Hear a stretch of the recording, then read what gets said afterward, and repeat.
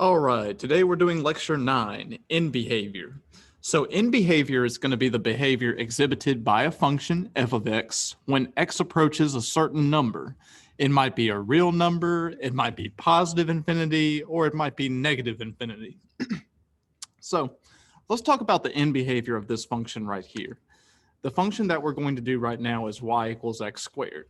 Notice that when you graph it, you get that classic U shape. And the first thing that I wanted to call to your attention is that we have an x-axis. We have an x-axis down here. That's the horizontal axis. And we have a vertical axis right here. That's the y-axis. Now, if you go far enough into the positive direction, you're going to reach positive infinity. Positive infinity. Sometimes I'll write it with a plus sign, or sometimes I'll write it without a plus sign. That just means positive infinity. And then if you go so far to the negative side, you keep on going more negative, you'll reach negative infinity. So negative infinity is going to be on this side. So that is the x-axis. Now that's also true with the y-axis, because if you go far enough in the positive direction, you will reach positive infinity in the y direction. And if you go far enough into the negative direction, you will reach negative infinity. So that is two places that we consider to be positive infinity and negative infinity. Note that positive and negative infinity are not real numbers. They're actually hyperreal numbers. But we don't have time to get into that today, but do know that positive infinity and negative infinity are not exactly real numbers. Okay? So whenever we write in behavior, we often write that as x approaches blank, y approaches blank. So we're going to start off with the positive side. As x approaches positive infinity, x approaches positive infinity, y is going to approach what? We can also do this in the negative direction. We can say as x approaches negative infinity, y approaches what? And when we're asking where y approaches, we're considering y as the function. So let's start off with positive infinity. As x approaches positive infinity, that means we're going to the right. We're going to the right. So as x goes to the right, where does the function go? It goes up. It goes all the way up to positive infinity on the y-axis. So y is going to approach positive infinity. So let me erase that question mark and I'll put positive infinity. Also, we can consider the negative direction. As x approaches negative infinity, that means we're going to the left. We're going to the left. And as we track the function as it goes to the left, where does the function go? It goes all the way up. It goes all the way up to positive infinity. So that's going to be the in behavior of this function. As x approaches negative infinity, that means we're going to the left, and that means the function is going up to positive infinity. So that is y equals x squared. Notice that when we talk about in behavior, we're talking about what the function does as x approaches the ends, positive infinity and negative infinity. Okay, let's look at the next one. So for each function and graph, I want to identify the in behavior. Now, the first one that you see, you'll notice that the function is going to be y equals negative 1/2 x squared. So you're still going to get that x squared pattern where you have that U shape, but instead of the last slide, this function is facing downwards. It's facing downwards. So the function is going to keep going down as we go from the left to the right and vice versa. So we're going to write as x approaches positive infinity, as x approaches positive infinity, y approaches what? And as x approaches negative infinity, y approaches what? That's what we're going to consider today. Okay. So as x approaches positive infinity, that means we're going to the right.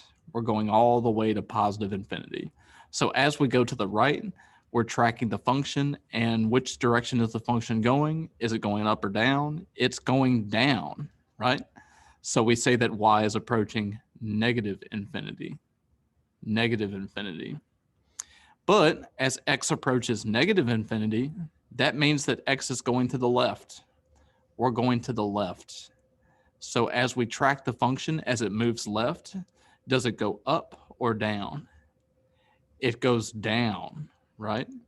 So we say that y approaches negative infinity since it's going down. If it was going up, we would have said positive infinity, right? So that is the end behavior of this function. Now let's look at the next function. This function is more of a cubic shape. You can tell that the parent function is going to be x cubed. So we start off as we usually start off. We write as x approaches positive infinity. As x approaches positive infinity, what does y approach? And as x approaches negative infinity, what does y approach? That's going to be the next question that we're going to ask. So go ahead and think about that. As we go to the right, what is the function doing? Is it going up or is it going down? And as we go to the left, what is the function doing? Is it going up or is it going down? Okay, so let's answer that question. As x is going to the right, we can track the function. It is going up. It's going up. So we can say y is approaching positive infinity, because if you go up, you're approaching positive infinity, not negative infinity. That would be going down. Okay, so as x goes to the right, y is going up. But what if x is going to the left? What if x is going to the left? Then the function is going down. It's going all the way down to negative infinity. So we can say y is approaching negative infinity. Okay, so it's that simple. We're trying to see what the, excuse me.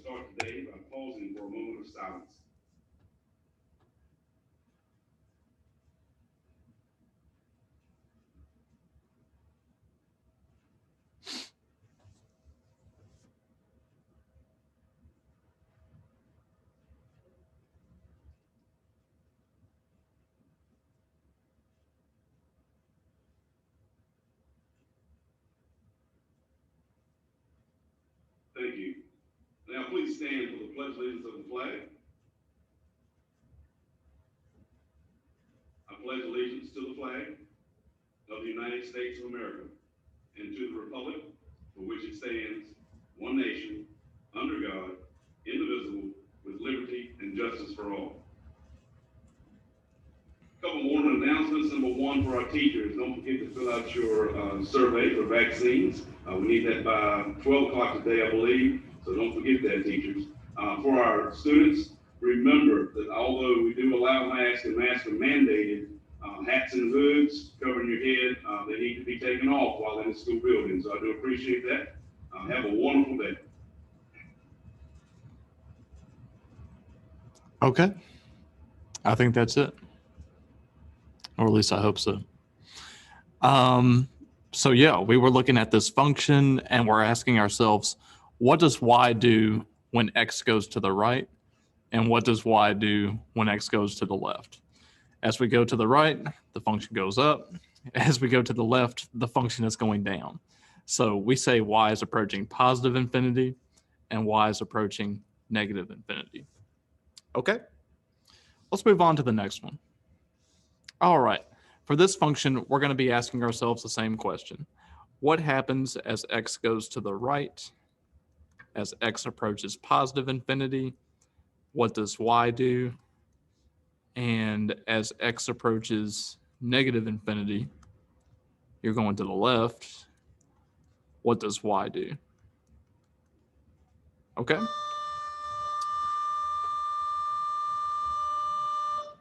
All right, so let's take a look at this function and see what it does. So with this function, we have a line, right? What happens as the line goes to the right? As we go to the right, is it going up or down? It's going up. It's going up all the way to positive infinity. So we say y approaches positive infinity. But what if the function goes to the left? What happens? As the function goes to the left, it goes down. It goes down all the way to negative infinity on the y-axis. So we say y approaches negative infinity. So that's the end behavior of that function. Now, looking at the next one, we have this horizontal line right here. It's a constant line at y equals 8. So we're going to figure out what the end behavior of this function is going to be. So as x goes to the right, what does y do? And as x goes to the left, what does y do?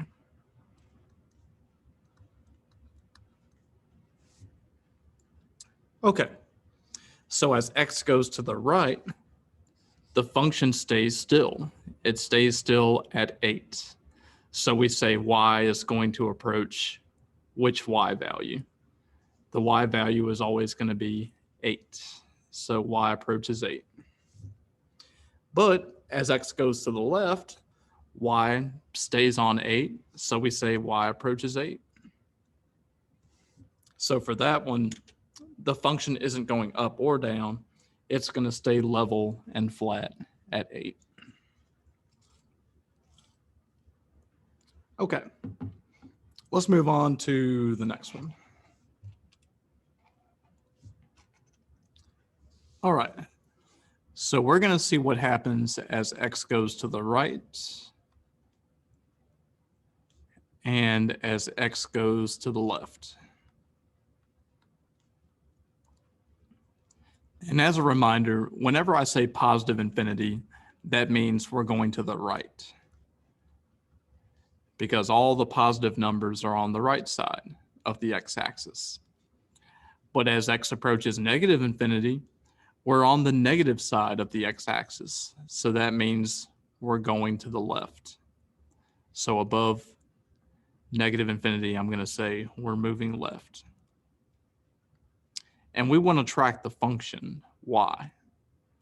So as x goes to the right, the function goes up. So we say y approaches positive infinity.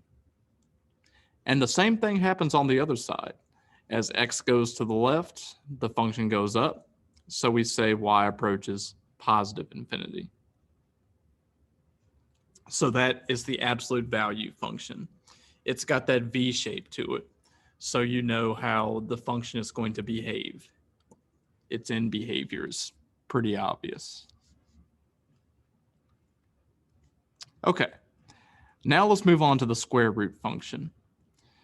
As x goes to the right, what does the function do? And as x goes to the left,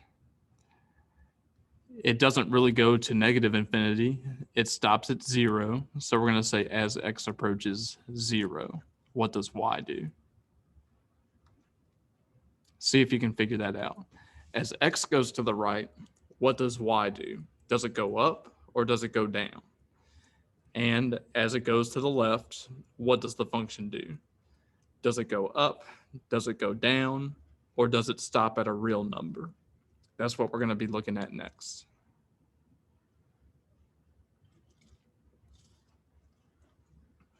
Okay, so as we move to the right, the function goes up. It's pretty obvious to see that, right? So we're going to be going all the way up to positive infinity. So we're going to say y approaches positive infinity. Now, as x goes to 0, as x approaches 0, what does the function do? It stops at 0 on the y-axis. So we say as x approaches 0, y also approaches 0. So that's the end behavior of that function. Notice that the domain is only 0 and all the positive numbers, right? The square root function is not defined for negative numbers. So we can't say as x approaches negative infinity because it doesn't go all the way to negative infinity. It actually stops at 0, 0, the origin. So that is the square root function, and it's in behavior. Okay, this is the cube root function.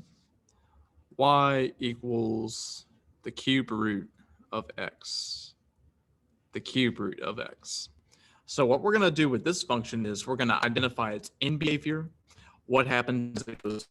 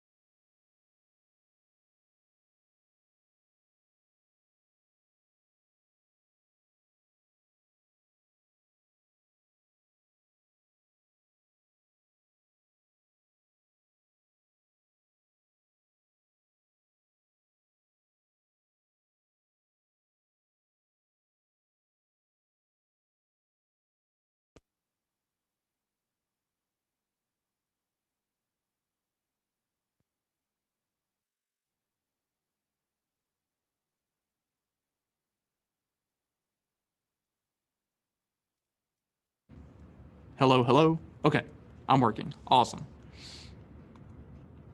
Okay, can everybody hear me now? I don't know what just went on. We had a little glitch in the system. I have no idea what's going on at this point, but we're going to keep on going. So like I was saying before, this is the cube root function, and we want to track the in behavior of this function, right? As the function goes to the right, where does it go? Does it go up or does it go down? And as x goes to the left, what happens to the function? Does it go up or does it go down? That's what we're trying to figure out today. So as x goes to the right, the function is actually going up. So we say that y is going to positive infinity. But as we go to the left, notice what the function does. It goes down, right? So we say y approaches negative infinity. So that's the difference between up and down. If you're going up, y is eventually going to approach positive infinity. But as you go down, y is going to approach negative infinity. Because if we label the axis, you know, the x-axis as x and the y-axis as y, we know that if we go far enough up, we're going to approach positive infinity. But if we go far enough down, we're going to approach negative infinity, right? Same way with the x-axis. If we go far enough right, we'll get to positive infinity because all the positive numbers are on the right side. But if we go far enough left, we get to all the negative numbers and we approach negative infinity. So for those of you who are confused about that, do know that there's a difference between positive infinity and negative infinity. Okay? All right, awesome. So I'll leave this up there for a little bit so you guys can copy that down, and then we'll move on to the next slide. But this is in behavior, right? We're trying to see what the function is doing as x goes to the right, as x goes to the right. But we're also trying to see what the function does as x goes to the left, as x goes to the left, right? So if the function goes to the right, this one is going up. But if the function goes to the left, it's going down. And that's just the behavior of the cube root function. And every function is different, right? Every single parent function has its own behavior. And the end behavior is what we're looking at today. Okay. All right. Let's look at some more parent functions. Now, the one on the left that you see is the exponential function, y equals 2 to the x power. It's got that exponential growth thing going on. But the function on the right that you see is the logarithmic function with a base of 2. That's the logarithmic function. Now, as you're probably well aware of by now, the exponential function has a horizontal asymptote right here. A horizontal asymptote. The function is never actually identify behavior. So we can say as x approaches positive infinity, where does the function go? And as x approaches negative infinity, where does the function go? And that's what we're going to be looking at for this function. So as x approaches positive infinity, what does y approach? Be thinking about that. And as x goes to negative infinity, or if it goes to the left, what does the function do? Okay, so let's answer that question. As x goes to the right, we're going to the right, the function goes where? It goes up, right? It goes up. And it goes up pretty quickly since it's the exponential function. So we say y is going to approach positive infinity. Positive infinity. But what happens as the function goes to the left? As x approaches negative infinity, what happens? The function is going to approach 0. 0. Do you see why that is? It's because the function is approaching 0 on the x-axis, right? Another way you can think about it is because you have that horizontal asymptote, the function is going to approach y equals 0, the x-axis. Okay? Now, sometimes you'll hear this said as 0 positive. 0 positive. So sometimes you'll see people put a plus sign above the 0. You don't have to do that, but what that basically says is you're approaching 0 from the top, not the bottom. Notice that the function is approaching 0 from the top, not the bottom. Okay? Now, let's check out the end behavior of this logarithmic function. We can study the behavior as x goes to the right. As x goes to the right, what does y do? Does it go up or does it go down? You can probably already tell what it's going to do. And as x approaches negative infinity, well, actually, it's not going to go to negative infinity, right? It's going to go to 0 because we have that vertical asymptote right here. So as x approaches 0, where does y go? Does it go up to positive infinity or does it go down to negative infinity? That's what we're going to be looking at for the logarithm. Now, as this function goes to the right, what is the function doing? It's going up at a slow pace, albeit, but it's still going up. So we say y is approaching positive infinity. Y is approaching positive infinity. But as x approaches 0, what is the function doing? It's going down. So we say y is approaching negative infinity. And I hope that makes sense. Because if your function is going up, it's going to reach positive infinity on the y-axis. And as the function goes down, it's going to go all the way down to negative infinity on the y-axis. So very interesting concepts we're discussing today. Positive infinity and negative infinity. And as a reminder, infinity is not a real number. It's not a real number, right? You can't really add with it. You can't really multiply with it, but it's a hyper-real number. It's a hyper-real number. So it actually makes more sense in the field of hyper-real numbers than it does in the field of actual real numbers. Okay? So let's move on to the final 3 slides where we're going to talk about the last few parent functions that we haven't talked about yet. This one is the reciprocal function. You probably already know that. It's y equals 1 over x. So we're going to discuss the end behavior of this function. As x approaches positive infinity, what does y do? And as x approaches negative infinity, what does y do? Also, as x approaches 0, what does y do? 0 from the right and 0 from the left. We're going to discuss that too. Okay. So what does y do as the function goes to the right?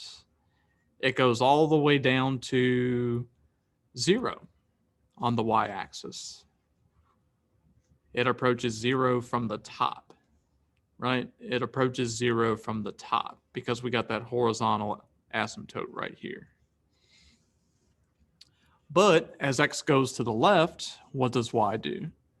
As x goes to the left, y approaches 0 from the bottom. So we say 0, negative. It approaches 0 from the bottom. Okay? So that's what happens if we go to the left or if we go to the right. What happens if x approaches 0? That means that we're going all the way to the y-axis. As we approach 0 from the top, that means we're approaching from the right. What is the function doing? Is it going up or is it going down?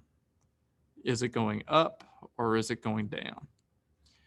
It's going up, right? So we say y is approaching positive infinity. But as x approaches 0 from the left, what is the function doing? Is it going up or is it going down? It's going down. So we say y is approaching negative infinity. So that is the reciprocal function. It has two asymptotes, right? It's got that horizontal asymptote, but it also has a vertical asymptote. Okay. All right, let's look at what we got on this slide. Okay, this is one of my favorite functions, and it's not one of the parent functions that we talked about, but this is y equals sine of x, sine of x. It's a trig function. It's a trigonometric function. And what we want to do with this is we want to find out what y does as x goes to the right, but we also want to figure out what the function does as x goes to the left. That's also important. So we're going to say as x approaches positive infinity, what does y do? And as x approaches negative infinity, what does y do? Well, this function is a wave. It's going to be a wave, right? It's going to go between the top and the bottom of the wave. So what's the top of the wave? This is going to be at 1 on the y-axis. And then the bottom of the wave is going to be -1. So y is actually going to oscillate. A key term. It's going to oscillate. You ever heard of that before? That just means it's going to be going between two numbers. It oscillates between +1 and -1. +1 and -1. So that's what happens as x approaches positive infinity. It's just going to go between 1 and -1 forever. And it does the same thing on the left side as well, right?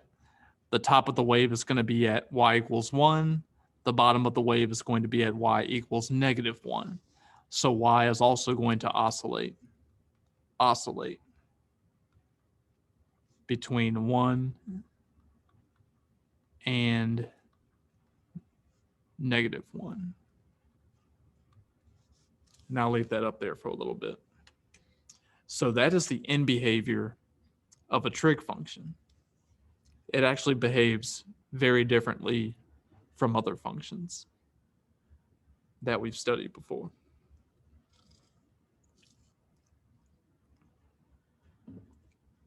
Okay.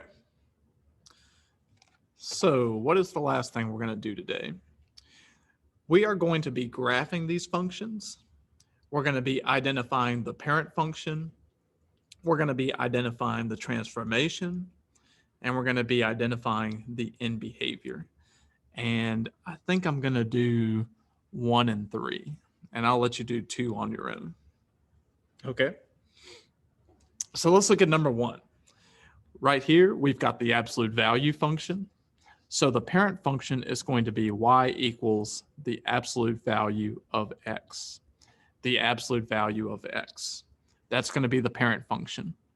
But what is different from the function that we're given in the parent function?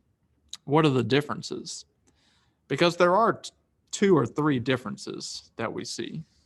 There's something right here that's going on. There's something right here and something right here. Can you identify the transformations? What does the +3 on the inside mean? The +3 on the inside means we're going left 3. Left 3. What happens if we multiply by a +2? Forgetting about the negative at this point. What happens if you multiply by a +2? You're going to get a vertical stretch by 2, right? You're going to get a vertical stretch by 2. And then what does this negative mean right here? The negative means we have a reflection. We have a reflection over the x-axis. So what we're going to do is we're going to graph this on Desmos and see what it looks like, how the function behaves as you approach positive infinity and negative infinity on the x-axis, and we'll see what y does. So let's get prepared for that. So we're going to write as x approaches positive infinity, y approaches blank. That's for you to figure out.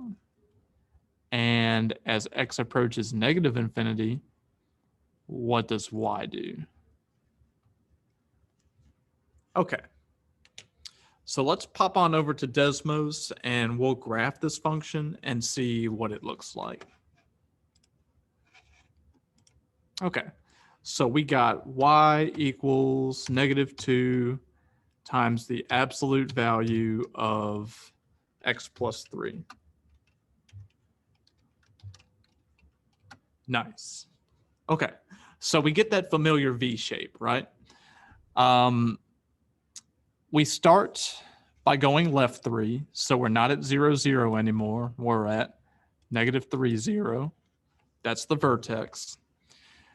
We are stretching this function out by 2 in the vertical direction, and the function has reflected over the x-axis. So it's not facing up anymore. It's facing downwards, as you can plainly see. Okay? So what happens as x goes to the right? As x goes to the right, the function is going down. The function is going down. But what happens as x approaches negative infinity? What happens as x goes to the left? The function is also going down, right? It's going down to negative infinity. So we can say that y is approaching negative infinity on both ends. We're approaching negative infinity on both ends. Okay? The absolute value function is pretty well behaved as its end behavior goes. Okay? Let's look at number 3. Number 3 is y equals x minus 4, the quantity squared, minus 5. So what is the parent function? The parent function is going to be x squared. That's pretty obvious. But what's the transformation going to be? We already know it's going to be a U shape, kind of like this. But what is the transformation? What does the -5 at the end mean? What does the -4 on the inside mean? That's also important. We're going to figure that out next. So what is the transformation from the parent function to the function that we're given in the problem? What does the -5 on the end mean?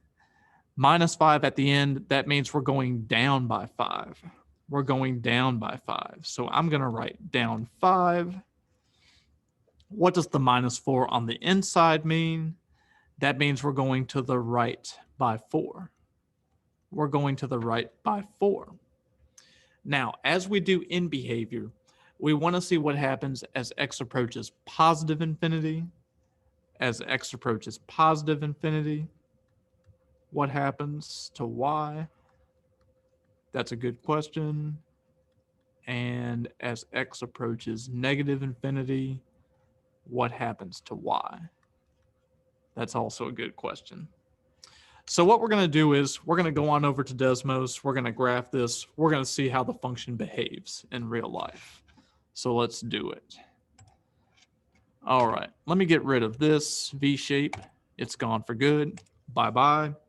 We're going to type in y equals x minus 4 squared, x minus 4 squared, and then we have a -5 at the end, I think. There we go. So as you can plainly see, we still have a U shape. That's the parent function, of course, the quadratic function. It's always going to have a U shape to it. The only difference between the parent function and this function is you've gone down 5. You've gone down 5. That's what the -5 over here means. And you've gone to the right by 4. You've gone to the right by 4. So instead of having our vertex at the origin, 0, 0, we are now at 4, -5. So that is what we're dealing with here. So now let's figure out what the end behavior is. As x goes to the right, what is the function doing? Is it going up or is it going down? Is it going up or is it going down? It's going up, right? It's going all the way up to positive infinity. Same thing on the left side. As x approaches negative infinity, what does y approach? Positive infinity or negative infinity? What do you think? It's going up, so it's approaching positive infinity, right? So let's go on back to our slide and let's say y approaches positive infinity, y approaches positive infinity. And that is number 3. That's the end behavior. So when you're describing end behavior for your homework, what you want to do is you want to consider what the function is doing as it goes to the right and what the function is doing as it goes to the left. Okay? And I'll leave you with number 2 to do on your own. And do know that for number 2, you are dealing with a logarithm function, so you are going to have a vertical asymptote at some point. A vertical asymptote. Okay? So let's go to the next slide and let's talk about what's going to be due on Sunday. So you're going to have 2 assignments. You've got your intervals of increasing, decreasing. We did that on Monday. We did that on Monday. And your second assignment is going to be in behavior. You now know enough to be able to do the in behavior classwork. You can do that today. Okay. And that is it. I have nothing more to talk about. So I'm going to hit the stop recording button.